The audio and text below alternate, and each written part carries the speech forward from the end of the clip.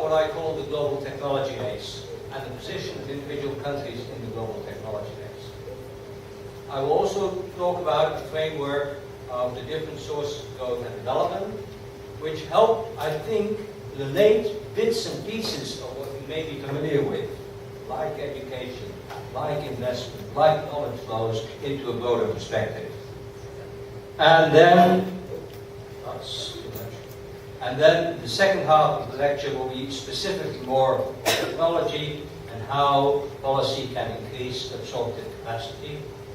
If time is sufficient, I might spend a few words discussing this new concept, or fairly new concept, of middle income trap and what can be done to escape it. That's because I definitely think this will apply to some of the economies in the area. As I have too much to say, I will start with the last slide, which summarizes it all. And here, in a number of bullets, you have a kind of a summary of what we would like to do. First, I want to talk about the technology race, and when I talk about technology race, I will primarily be talking about productivity. Why? Because productivity is a simple proxy of how we use knowledge, efficiency, capital, the broad concept of technology to augment the unskilled labor power to create higher levels of productivity. It's very rough, but in the long run it works rather well. And of course, innovation and technology are immediately one of the important sources of productivity increase. The second point I want to make is that catch-up and accelerated growth is almost always related to the success in tapping into and absorbing global technology from technological leaders. It pays to not be a technological leader, because you don't have to invest everything yourself. You can absorb things, and the risks and the costs have been paid elsewhere. I think this is especially relevant for the Caribbean, where one of the characteristics is small scale. Even the largest economies are small. This means that the amount of endogenous research and development at the frontiers of knowledge is inevitably limited, simply due to considerations of scale.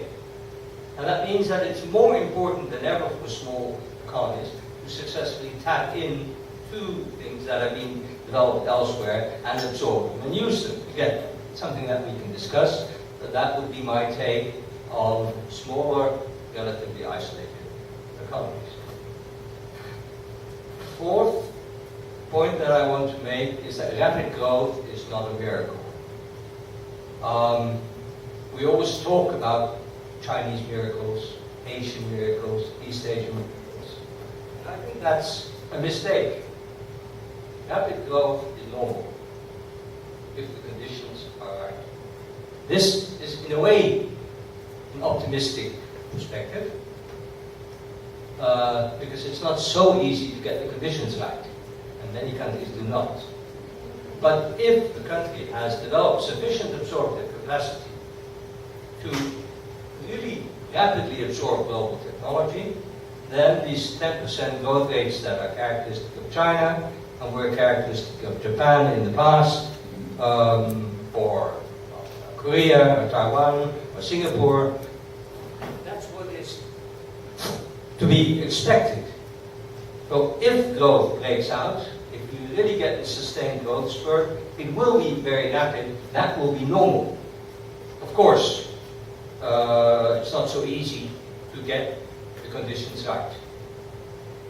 Next point, that rapid changes in technology can create new opportunities for emerging economies and developing countries. Because sometimes lead countries are locked into obsolete technologies.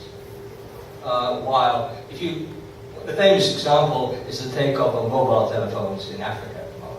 It's the most rapid expansion of new technology anywhere in the world, in a country which completely lacks the old infrastructure for fixed telephone connections, which was hopelessly inadequate. But as they had not invested in the previous technology, the new technology is taking on more rapidly. And there are many examples of that, that kind, which we can mention.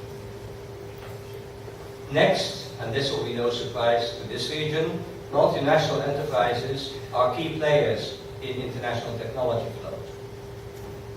In the past, there was the idea, especially put forward by countries such as Japan and Korea, that you can keep multinationals at arm's length and that you can find other ways of accessing their knowledge through licensing, through manufacturing, things that are actually designed elsewhere.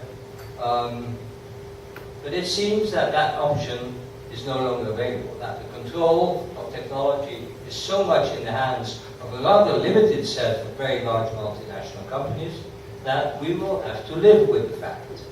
And then the question is not whether or not you want to go for FDI, but how to optimize the benefits for the host country of having foreign direct investment. And there's a lot of leeway for policy to create the right kind of linkages and spillovers that you could have from foreign investment. So, the most important role of technology and innovation policy in emerging economies and developing countries is to foster the absorptive capacities at all levels of the economy, for individuals, firms, sectors, and the national economy as whole. And the absorptive capacity, the ability to tap into global technology flows, is one of the conditions for accelerated growth. The idea of productivity as the core concept in development is not well accepted. Nowadays, especially if we talk about things like Millennium Development Goals, the tendency is to dilute development to include all good things in life, which I'm not against, of course. And I actually think that in some ways Millennium Development Goals have been quite successful, setting targets. But the problem with these MDGs is there's no theory behind it. It's just a list of desirables. And what we need to do is say, well, in order to achieve in the long term various goals, as increased welfare, reduced poverty, better health, better education, you need to improve productive capacity, which is ultimately the source that finances it, unless you want to be dependent on outside financing forever, which to some extent many economies in the Caribbean are indeed very aid dependent. They're extremely successful in maximizing aid flows, and some of the countries have the highest aid per capita in the world, partly through very effective foreign policy. Someone is actually doing a PhD on this at Uni America. But anyway, in the long run, at some stage, you want to reduce your dependence on that kind of flows, and that means increasing productive capacity. And there's a simple equation. Here you see a very simple equation, which is GDP per capita, which is the product of three terms. Your productivity per hour worked, the number of hours worked per worker per year, and the labor market participation, the percentage of the population that is working. It's a very simple but very telling little equation, because you can see that if you increase your labor market participation, other things equal, you will have higher GDP per capita. But nothing changes in your productivity. If you increase hours worked, and there's a lot of leeway for doing that. For instance, the Koreans work much more than the Dutch. Dutch are the laziest people in the world. They work 1,300 hours a year. The Koreans work between 2,400 and 2,600 hours a year. I don't know what it is in the Caribbean, whether you're lazy or energetic. You'll tell me. But there's a lot of leeway in increasing hours worked, and it's a big debate in economic reforms. Then, of course, you come to the most important thing, because there are limits to how hard you can work, there's limits to labor market participation, but the GDP per hour worked, that's where all the factors that determine productivity, including innovation and technology, that's where you sort of have possibilities of really extending far in the future. So this is why, to me, productivity is a key concept. It determines competitiveness. It is a rough indicator of technological capabilities, though not always, because, for instance, if your productivity is completely dominated by oil in the short run, it may mask other weaknesses of an economy. So, again, you have to take it with a grain of salt. And also, I believe that productive capacity gives the society a fiscal capacity to invest in other desirable social outcomes, such as health, such as education, such as environment, etc. I'm going to skip this because I'll come back to it. And I believe that the central goal of all technology and innovation policy should be increasing the technological and economic dynamism of the economy. Okay, now I'm going to show you some slides with some stories about the mystery of development. Here you see, I don't know if you can see it from this side, GDP per capita in 1999, purchasing power apparently from the so-called Madison database. And it's a fascinating story, because in 1950, all countries are bunched together, and the differences in per capita income between, let's say, Ghana and Korea, actually Ghana was richer than Korea in 1950. And what you see is that as time passes, over the past 60 years, some countries, and I take Korea as the example, explode, and in 2 generations, from a very poor economy, become a high-income economy. Others, like Tanzania and Ghana, remain stuck, more or less where they are, after 60 years, and others, like Malaysia and Thailand, are in the middle. So, the mystery of development, and I think of innovation, is that what makes one country, starting from very similar bad conditions, explode, and other countries stay where they are. And again, I have some slides on the region as well.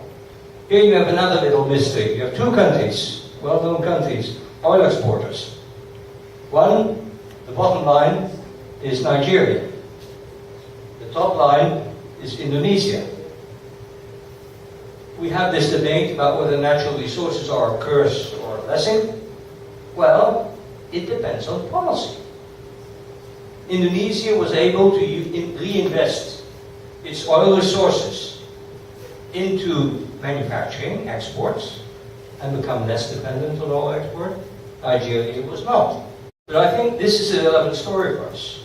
How can you use this fantastic resource for structural diversification? So again, I'd like to give you this comparison to show you what is possible. And knowing what is possible, I think, is an inspiration for policymakers.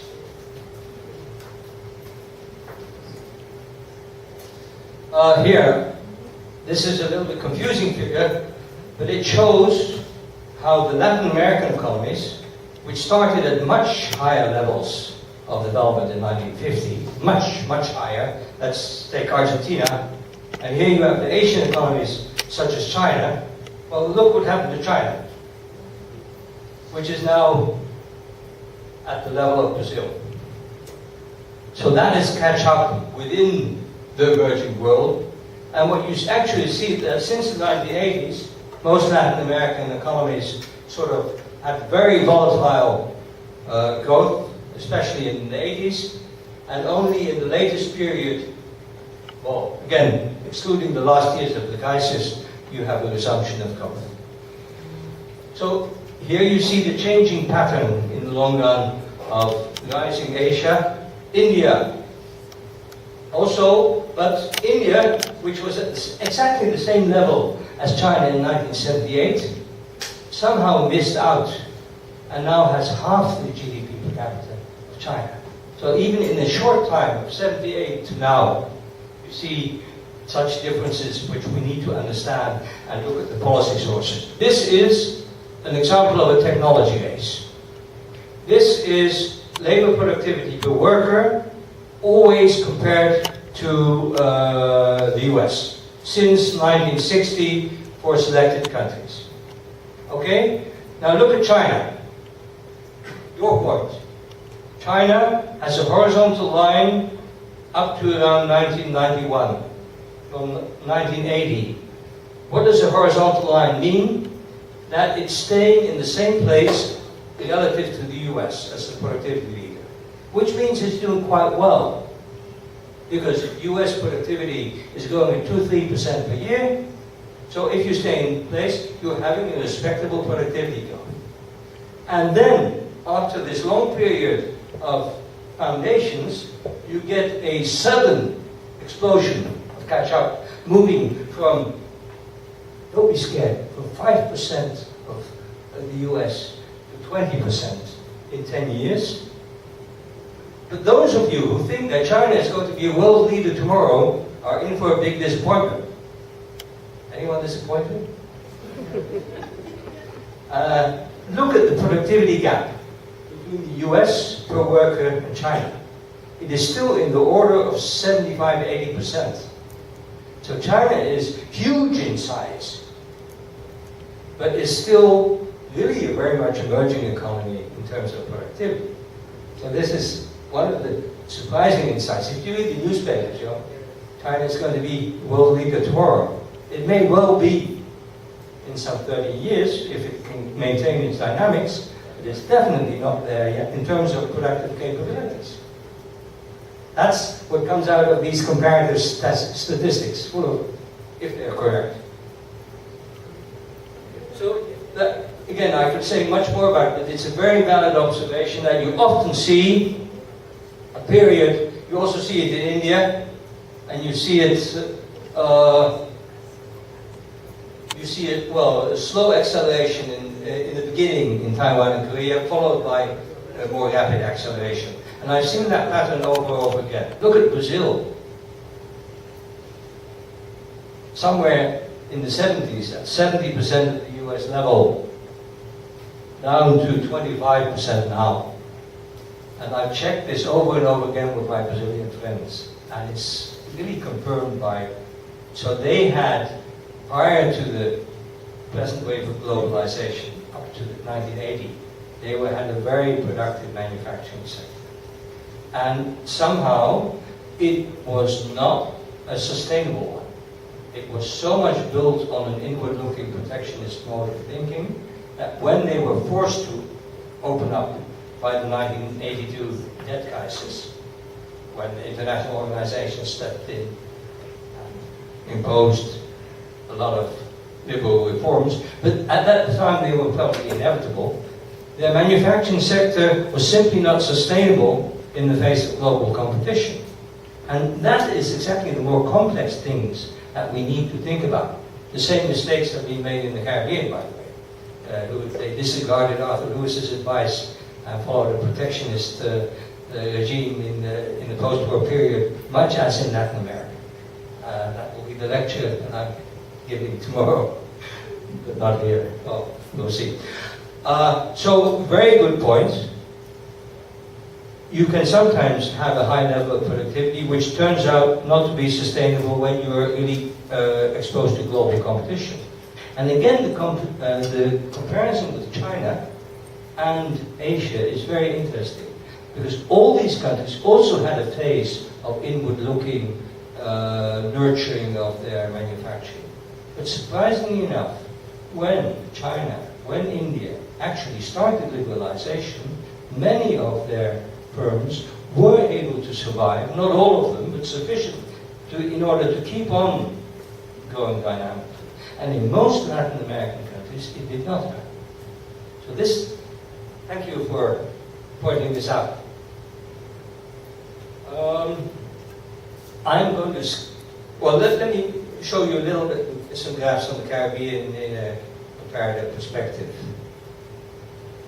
Well, this, you know, well, I used bits and pieces of information that I could get quickly. You have both very varying levels of development and you have very different patterns of growth, with some very dynamic economies, others like Haiti stagnating at very low levels, or the Dominican Republic.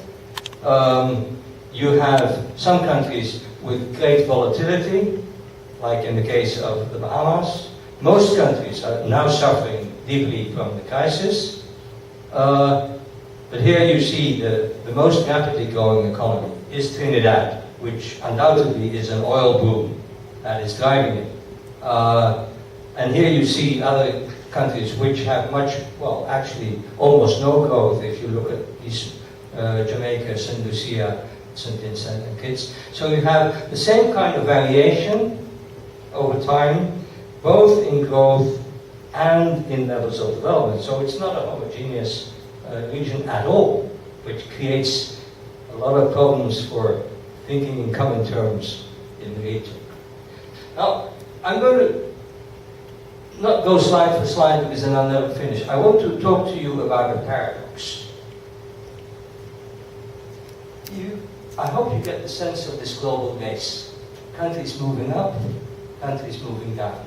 It's a race which has been going on since long in history, with changes in leadership, where the leadership was first in the Islamic world, around 700 to 1100, then shifting to China, then shifting gradually to Southern Europe, the Italian city-states, then moving up to the northwest of Europe to the Netherlands, then shifting in the 18th and 19th century to the UK, leadership being taken over by the US around 1890, till present, and now being challenged by newcomers such as China. But as I showed you, they are not yet there, and we don't know what will happen. It makes it fun. Okay, so there's a lot of volatility in leadership if you take a very long-term perspective. People tend to take the international order as something given, and well, the US is there to say it isn't. There will be inevitably some change of leadership as time passes, as we've seen in the history.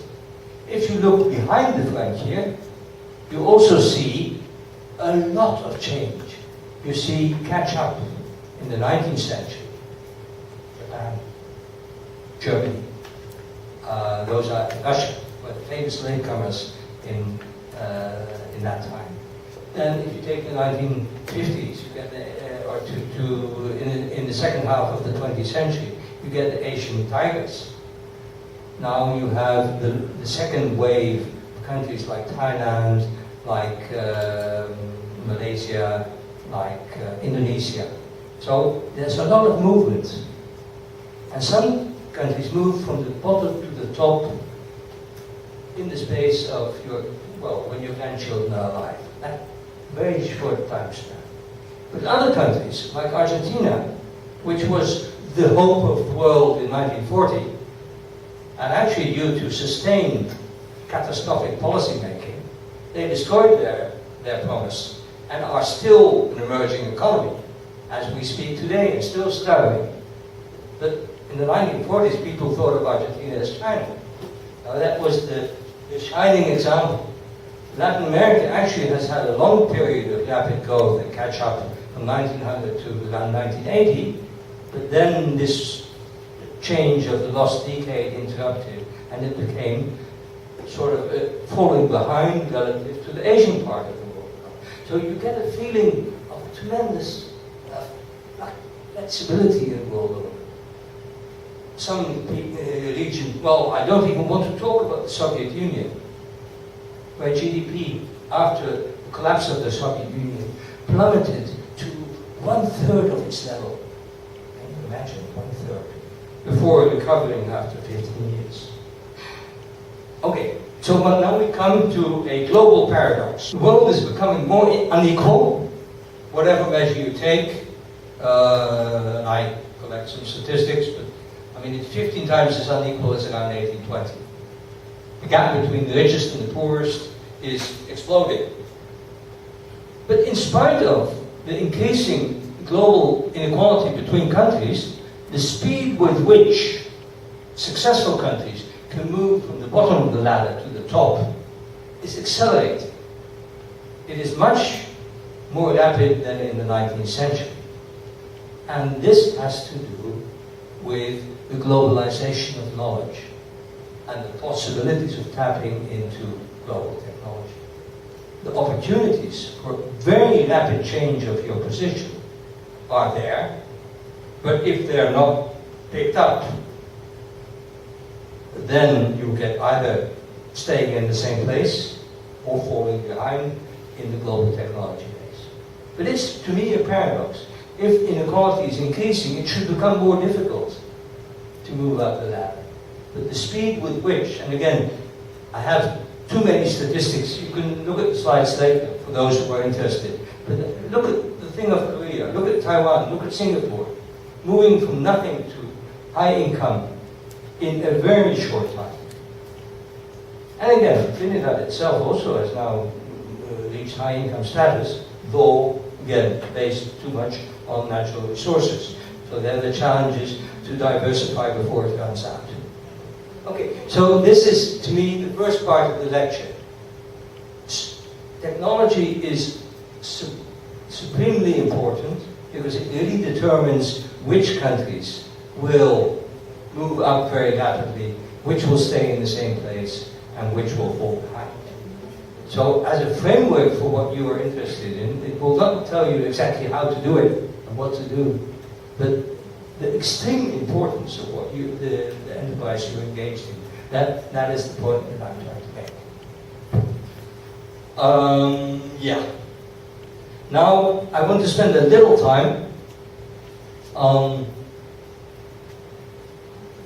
your question that things are not simple. And I have a framework which says exactly the same. And you can look at growth and development at 4 levels. You can look at it as an economist who has a production function in mind, where you look at how a society accumulates capital, how it increases its labor supply, or educates its labor, how it exploits its natural resources, and the exponent E is the efficiency with which it does that. And efficiency is determined by many things, but especially by technology and knowledge. Having more knowledge makes it possible to exploit a given amount of human and physical resources more effectively. This translates into economic growth and productivity, which can then be invested in health, education, consumption, welfare, fair income distribution, reducing poverty, and environmental sustainability. But this arrow is not automatic, because a given level of growth or productivity does not automatically translate into a reduction of poverty. So you also need policy influences which directly influence how the fruits of economic growth are redistributed or invested. So it's an interaction between productive capacity and the level which I call the intermediate level of economic innovation and social policies, and also trends in terms of trade and demand. These sort of interact with the proximate sources to produce the final outcomes which we measure in the Millennium Development Goals. But policy, and this I think is a very important thing to emphasize for policymakers, is not something that you design on a drawing board. Well, you can do it. It never works out the way you expect it to do. Because policies are constrained by the wider historical and institutional structure of a society. And you have very clear limits to the freedom of policy space, both in design and implementation. And this is where the ultimate sources of growth and development come in, which are discussed in a lot of interesting literature, of which most of you must have heard. People like Acemoglu at the moment is very prominent. And you have things like geographic conditions, which are hugely important in the Caribbean due to the small island characteristics of small island economies, which create special challenges for absorptive capacity, for communication, etc. I think people are aware of that. demographic characteristics, institutions which provide the incentives, but also the constraints within which you can make policy, cultural traditions, attitudes, also hugely important. For instance, attitudes towards saving and investment differ fundamentally between regions of the world.